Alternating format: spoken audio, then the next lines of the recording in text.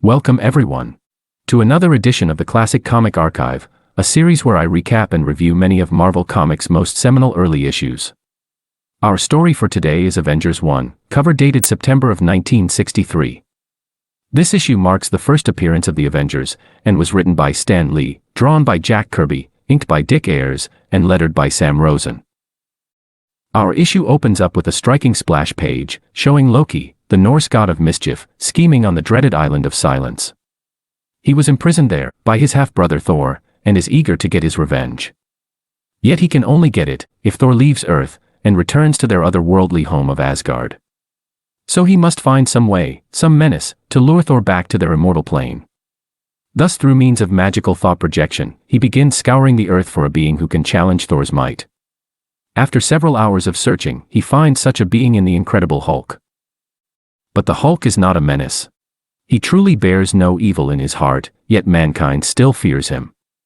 Loki decides to take advantage of this fear, as he casts the image of TNT onto a railroad that the Hulk's passing by.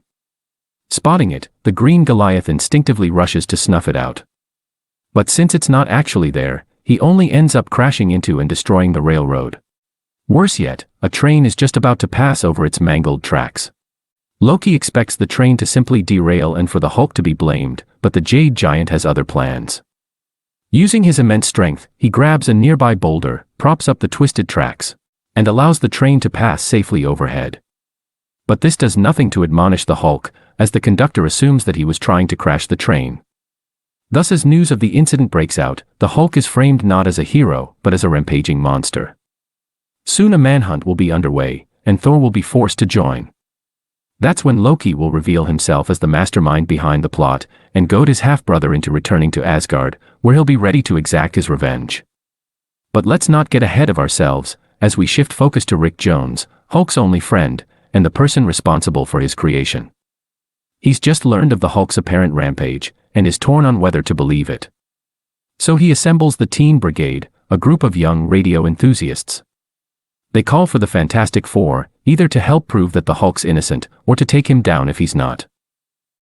But Loki knows the Fantastic Four will ruin his plans, so he magically diverts the message to the office of Dr. Don Blake.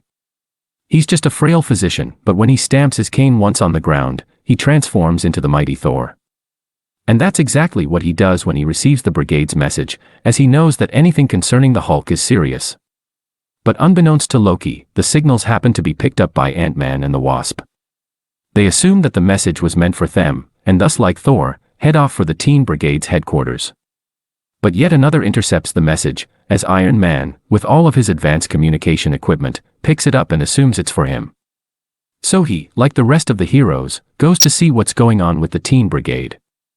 But speaking of, they've just made contact with the Fantastic Four, as somehow the team was able to receive their message in spite of Loki's meddling. Yet they won't be of much help, as they're currently tied up with another matter.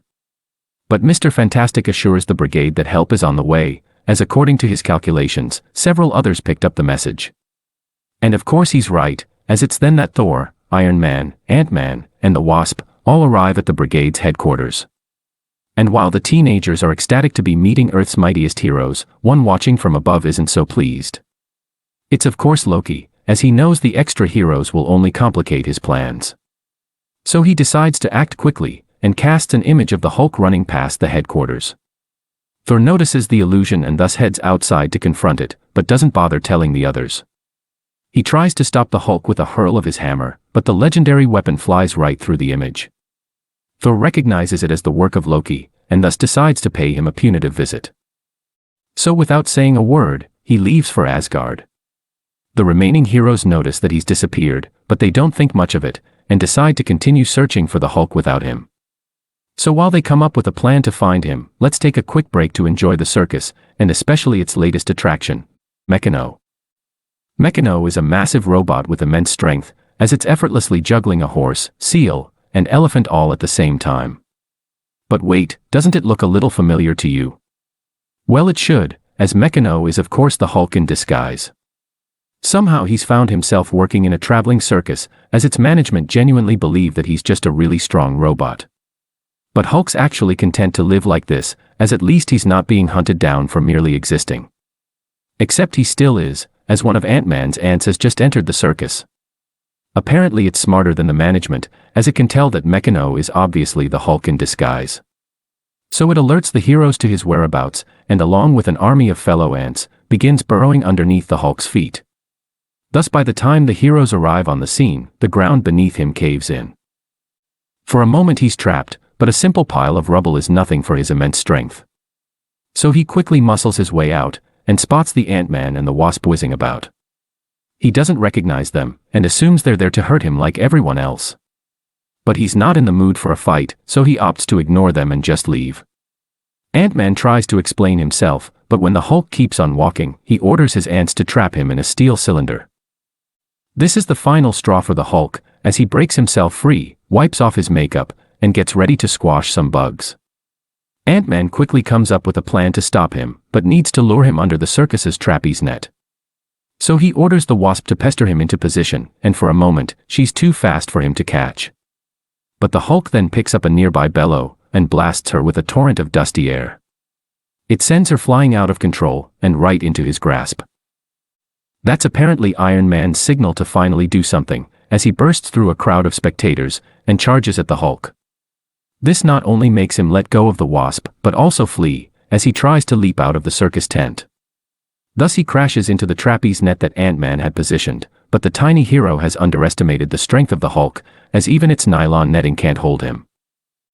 So he escapes into the desert, but with Iron Man following close behind. Yet tired of being pursued, Hulk finally brings an end to things as he forces Iron Man to the ground, and cripples his propulsion battery. Thus he can't fly, and can't give chase to the fleeing Hulk. But enough of the Earthbound heroes, let's shift focus back to Thor, as he's arrived in Asgard, and is asking his father Odin, king of the Norse gods, for permission to visit Loki at the Island of Silence. Odin grants him permission, but tells him that since Loki is also his son, he can't interfere in any battle between them. Thor accepts this risk, and begins his journey by boat, through a dark and misty swamp.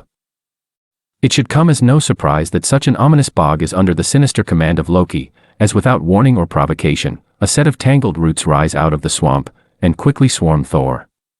They would surely overwhelm him if not for his trusty hammer, which when spinned at incredible speeds, becomes as sharp as the keenest blade.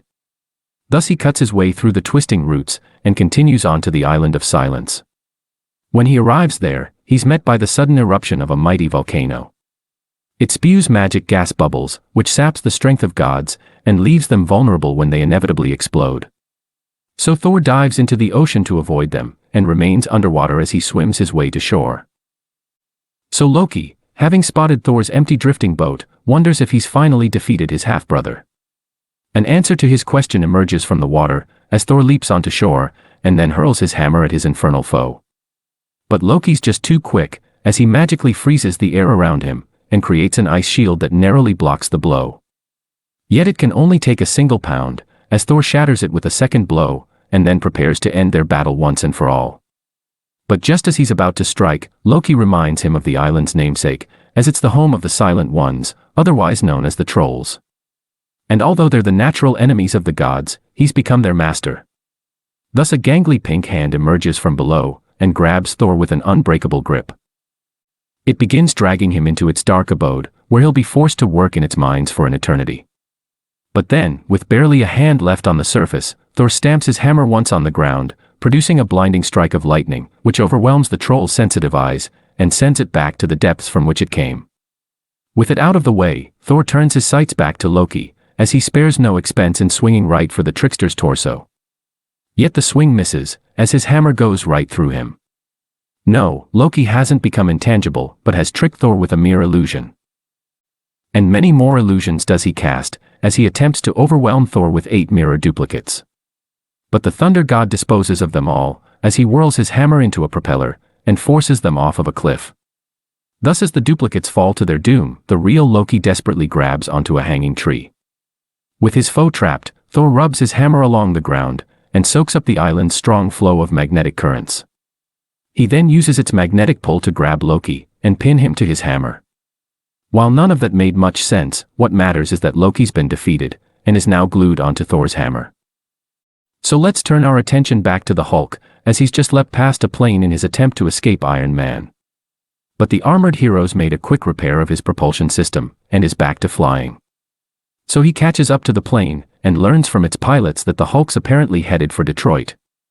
And they turn out to be right, as we next see the Jade Giant in the middle of an auto factory.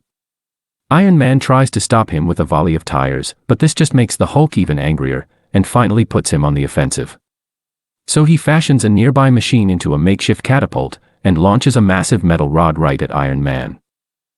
Unable to dodge it in time, Iron Man's forced to brunt the impact head-on.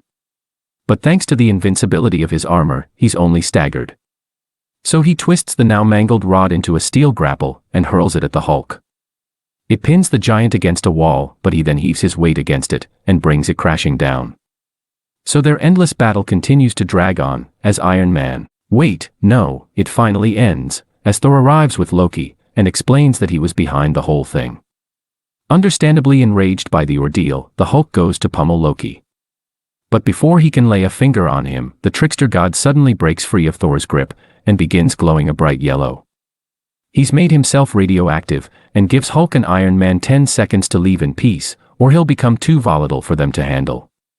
Yet in the anxious seconds that follow, a swarm of ants sneakily pull a nearby switch.